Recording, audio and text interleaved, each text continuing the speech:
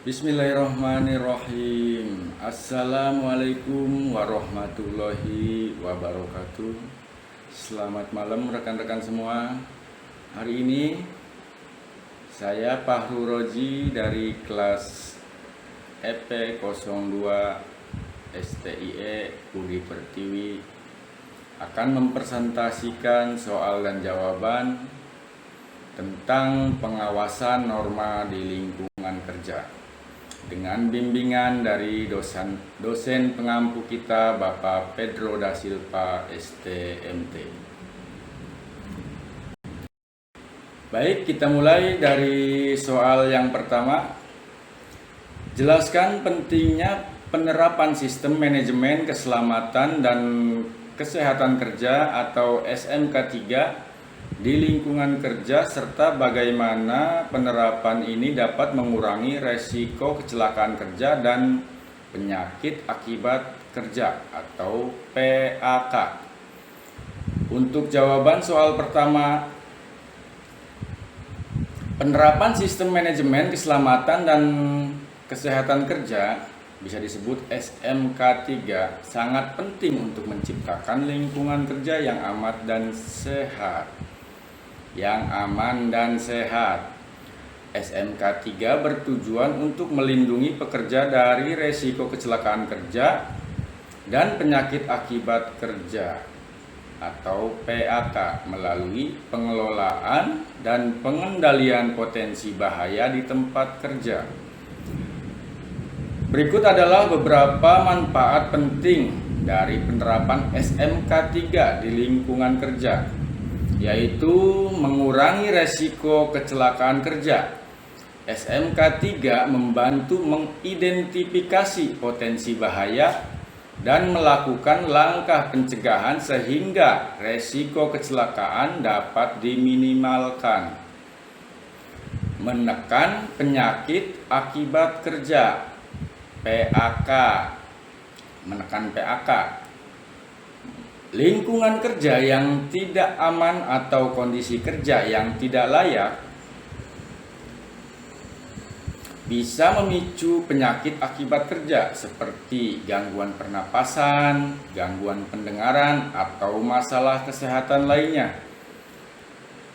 Selanjutnya, meningkatkan kesadaran dan kepedulian karyawan. SMK 3 ini melibatkan partisipasi dari karyawan dalam upaya keselamatan dan kesehatan kerja, sehingga karyawan lebih peduli terhadap keselamatan mereka sendiri dan rekan kerjanya. Hal ini bisa meningkatkan kesadaran karyawan akan pentingnya bekerja dengan aman dan mengurangi sikap abai terhadap prosedur keselamatan.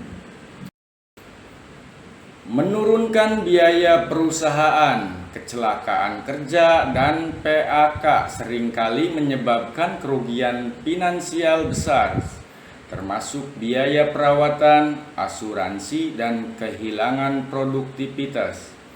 Dengan penerapan SMK 3 ini, resiko tersebut dapat diminimalisir sehingga perusahaan bisa menghemat biaya dan mengalokasikannya untuk hal-hal produktif lainnya. Selanjutnya, meningkatkan reputasi perusahaan. Perusahaan yang berkomitmen dengan penerapan SMK 3 memiliki citra positif di mata masyarakat, pekerja, dan mitra bisnis. Hal ini bisa menarik lebih banyak tenaga kerja profesional dan mendukung hubungan kerja yang lebih baik dengan klien dan mitranya. Untuk soal kedua, uraikan peran nilai ambang batas atau NAB dalam pengawasan lingkungan kerja. Bagaimana NAB ini digunakan dalam praktik untuk melindungi kesehatan pekerja, terutama terkait faktor fisika dan kimia di tempat kerja. Untuk jawaban kedua, NAB nilai ambang batas berperan sebagai batas maksimum paparan terhadap faktor bahaya di lingkungan kerja yang masih dapat diterima tanpa menimbulkan dampak negatif pada kesehatan pekerja. NAB digunakan sebagai acuan dalam mengawasi faktor fisika seperti kebisingan, getaran, dan suhu.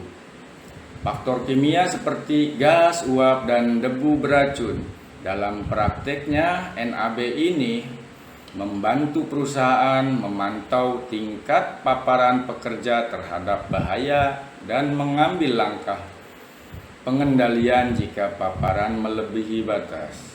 Misalnya, bila paparan kebisingan melebihi NAB yang ditetapkan, perusahaan harus menyediakan alat pelindung seperti earplugs atau memasang peredam suara. Dengan cara itu, NAB memastikan bahwa lingkungan kerja tetap aman dan pekerja terlindungi dari resiko penyakit atau gangguan kesehatan akibat paparan yang berlebihan. Oke, kita lanjut ke soal ketiga. Diskusikan 5 faktor bahaya di lingkungan kerja yang dapat mempengaruhi kesehatan pekerja, yaitu fisik, kimia, biologi, fisiologi atau ergonomi, dan psikologi. Dan berikan contoh bahaya masing-masing faktor serta dampak yang mungkin terjadi jika faktor tersebut tidak diawasi dengan baik. Baik, untuk jawaban ketiga, diskusi mengenai 5 faktor bahaya di lingkungan kerja yang dapat mempengaruhi kesehatan pekerja: fisik, kimia, biologi, fisiologi atau ergonomi, dan psikologi, termasuk contoh bahaya dan dampak dari setiap faktor jika tidak diawasi dengan baik. Yang ke-1, untuk bahaya fisik. Bahaya fisik itu mencakup elemen lingkungan kerja yang secara langsung mempengaruhi tubuh pekerja. Contohnya, kebisingan tinggi, getaran mesin, dan suhu ekstrim seperti panas atau dingin. Dan dampaknya yaitu jika tidak diawasi dengan baik, bahaya fisik dapat menyebabkan masalah kesehatan yang serius seperti gangguan pendengaran akibat paparan kebisingan tinggi, kerusakan jaringan tubuh akibat radiasi, cedera otot dan tulang akibat getaran yang berulang, atau heat stroke pada lingkungan kerja yang terlalu panas. Yang kedua, bahaya kimia. Bahaya kimia melibatkan paparan-paparan terhadap zat-zat berbahaya di tempat kerja yang bisa dalam bentuk gas, uap, cairan, debu, atau zat padat beracun. Contohnya gas beracun seperti karbon monoksida, debu logam berat, pelarut organik, dan bahan kimia korosif. Dampaknya, paparan yang tidak terkontrol dapat menyebabkan keracunan akut, iritasi kulit, gangguan pernapasan, atau bahkan penyakit kronis seperti kanker.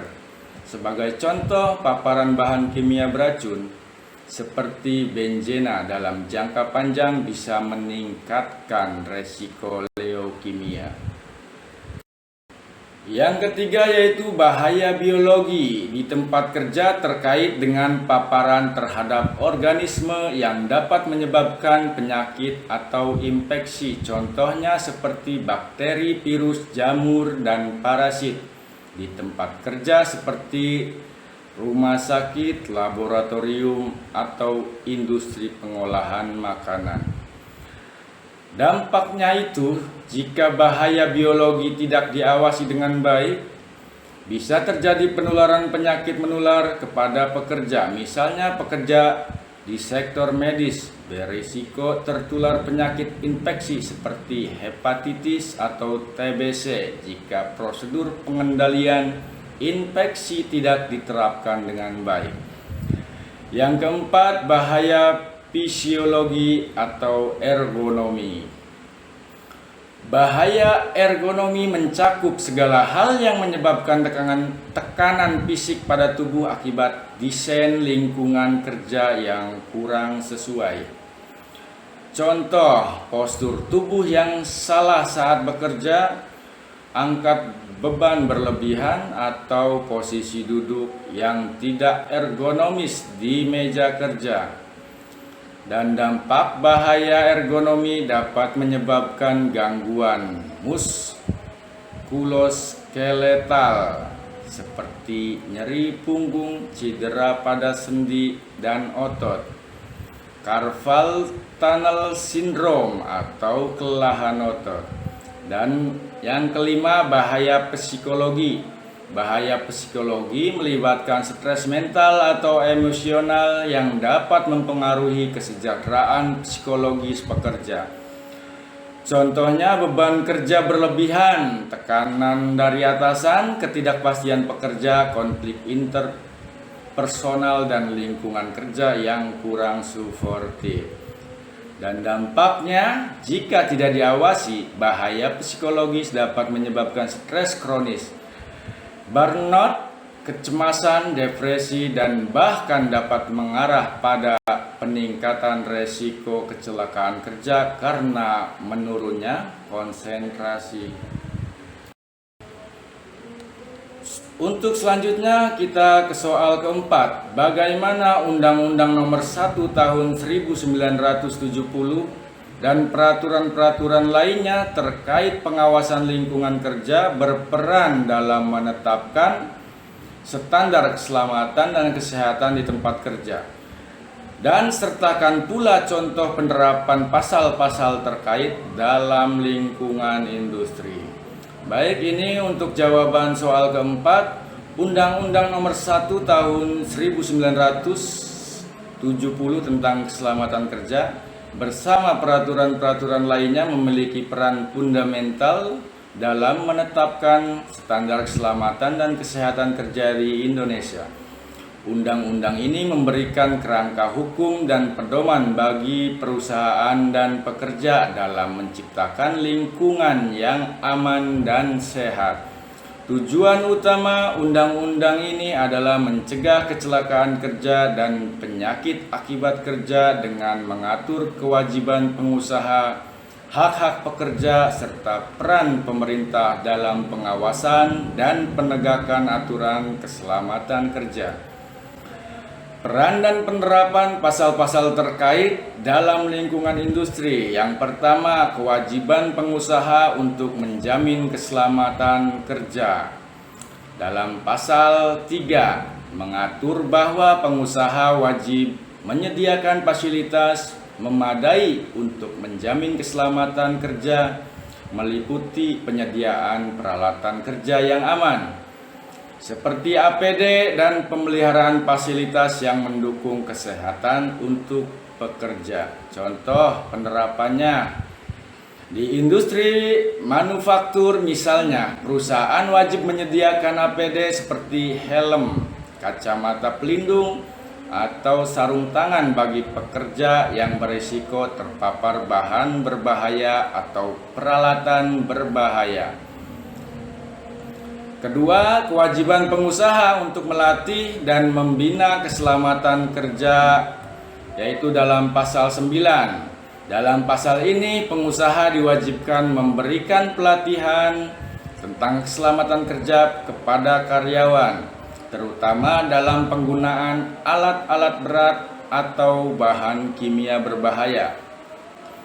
Contoh dalam penerapannya yaitu di industri kimia atau farmasi, perusahaan wajib melatih pekerja tentang cara menangani bahan kimia berbahaya dengan benar, termasuk langkah-langkah evakuasi darurat dan prosedur penggunaan APD.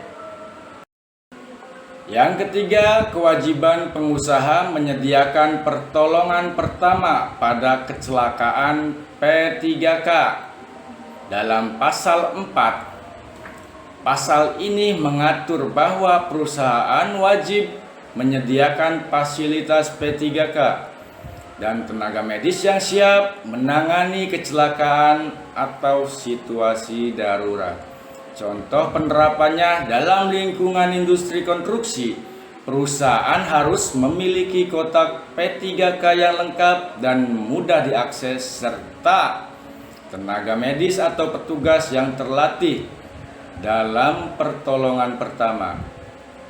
Yang keempat, pengendalian bahaya fisik dan kimia, yaitu pada pasal 8. Undang-undang ini mewajibkan perusahaan untuk meminimalisir bahaya fisik dan kimia di lingkungan kerja, serta memastikan bahwa paparan zat berbahaya tidak melebihi nilai ambang batas yang telah ditentukan. Contoh penerapannya di industri yang melibatkan penggunaan bahan kimia berbahaya seperti zat atau pelarut, perusahaan harus memastikan bahwa ventilasi di area kerja memadai untuk mengurangi paparan bahan kimia di udara. Yang kelima, hak pekerja untuk mendapatkan lingkungan kerja yang aman dalam pasal 11. Pasal ini mengatur bahwa pekerja memiliki hak untuk menolak bekerja di kondisi yang membahayakan keselamatan mereka, seperti bekerja di tempat yang rawan kecelakaan atau paparan zat berbahaya. Contoh penerapannya dalam industri pengelasan atau pertambangan, jika pekerja dihadapkan pada situasi di mana peralatan keselamatan tidak berfungsi, pekerja berhak menolak bekerja sampai kondisi aman terpenuhi. Yang keenam, pengawasan dan inspeksi oleh pemerintah, yaitu pada pasal 14. Pasal ini memberikan wewenang kepada pemerintah untuk melakukan inspeksi dan audit di perusahaan guna memastikan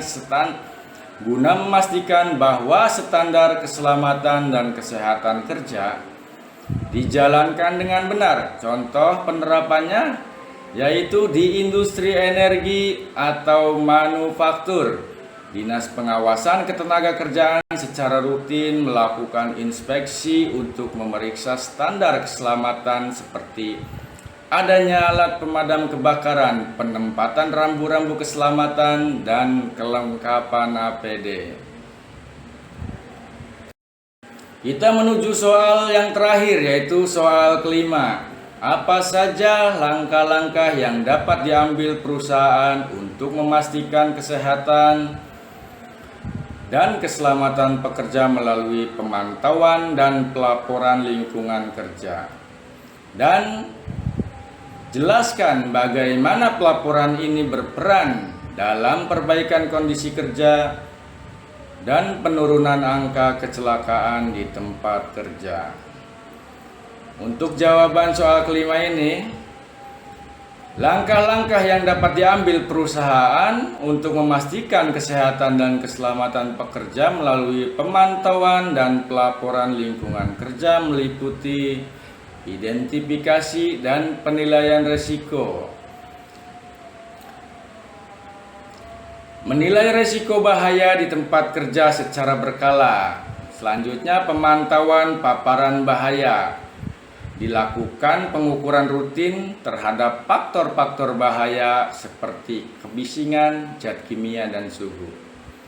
Untuk pelaporan insiden dan kecelakaan, yaitu membuat sistem pelaporan untuk setiap insiden dan kejadian nyaris celaka. Selanjutnya, audit dan inspeksi rutin. Kita bisa lakukan audit dan inspeksi untuk memastikan kepatuhan terhadap standar K3. Dan yang terakhir, pemeriksaan kesehatan secara berkala, yaitu menyediakan pemeriksaan kesehatan rutin bagi pekerja terutama yang terpapar resiko tinggi.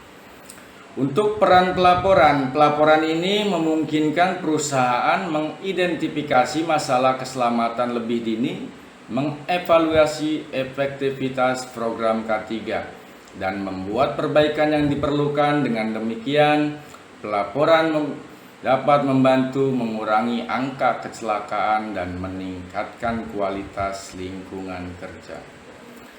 Oke, sekian dari saya untuk presentasi kali ini. Kurang dan lebihnya mohon maaf. Wabillahi taufiq walhidayah. Wassalamualaikum warahmatullahi taala wabarakatuh.